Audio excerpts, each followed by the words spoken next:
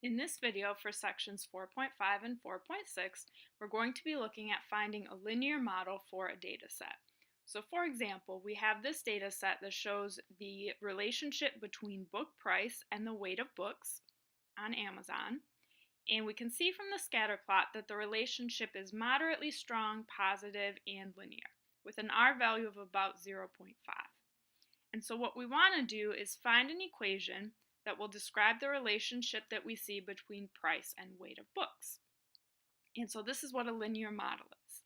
It's an equation of a line, and we know from algebra that an equation of a line is in the form y equals mx plus b, where m is the slope and b is the y-intercept. So what we're going to do is find the equation of the line that best fits the data. Sometimes it's called a line of best fit. Now, this line is not going to go through all of the points, and in fact, looking at my scatter plot, it's probably not going to go through very many of the points because they're pretty widely scattered, but it's going to be the line that best fits the data.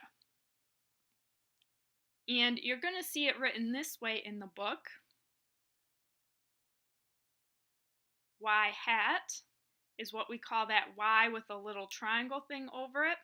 That's what we call the predicted value.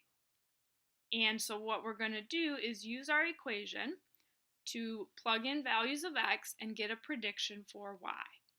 The b0 and b1 correspond to the slope and y-intercept. So b0 is the number that's by itself. That's the y-intercept. b1 is the number that's multiplied by x, so that's the slope. And we're going to find these values using Minitab. We can also calculate the residual, which is the difference between observed value and predicted value for any point. So we always do observed minus predicted. The observed value is the value of the y-coordinate of the point. The predicted value is the y value found using the model or using the equation. So I plug in the x value into my equation to get the y hat value, and then it's always y minus y hat, observed minus predicted. And we can see that on this picture. So this shows some points, and then we have the line of best fit. And so when we subtract the y-coordinates, what we're finding is this distance. So it's observed is the value of the point minus the value of the y-coordinate of the line at that point, and that gives you the residual. This is using the letter D to stand for residual.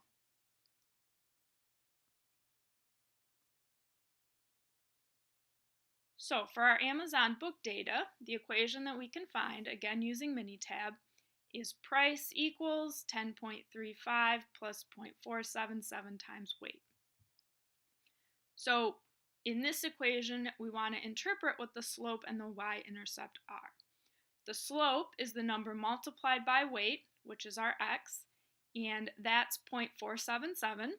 So since this is price, we can round that to 2 digits after the decimal point, 48 cents. And what this is telling me is that for a 1 unit increase in x, the y is going to increase by 0.48. Or in other words, for 1 increase in ounce, the price increases by 48 cents, since weight is my x coordinate. So 48 cents per ounce of book. The y-intercept in this equation is the 10.35, and that's the value of the line when the x variable is 0.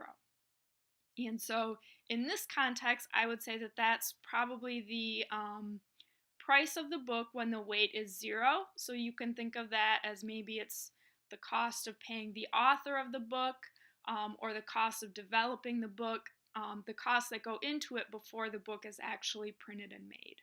Sometimes the y-intercept doesn't mean anything in the context of the problem. Sometimes it does. You just have to think about the context a little bit. So the y-intercept in this problem would be the 10.35.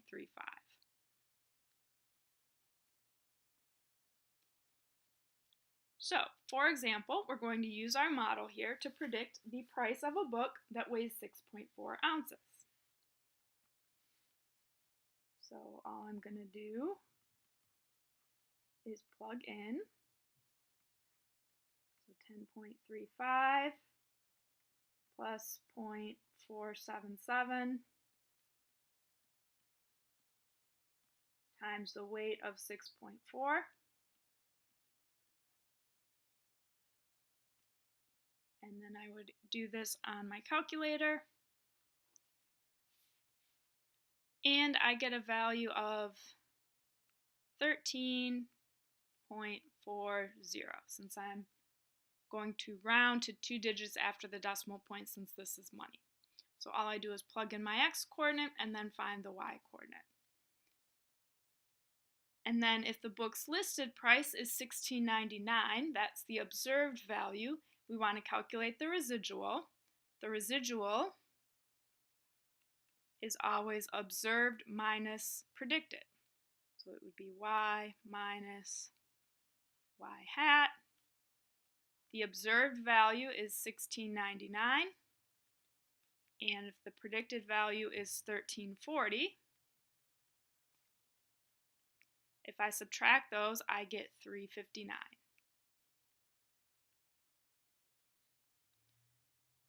So what this means is that the model here is underestimating the cost of the book because the cost of the book is predicted to be less than what it actually is. So the model underestimates the cost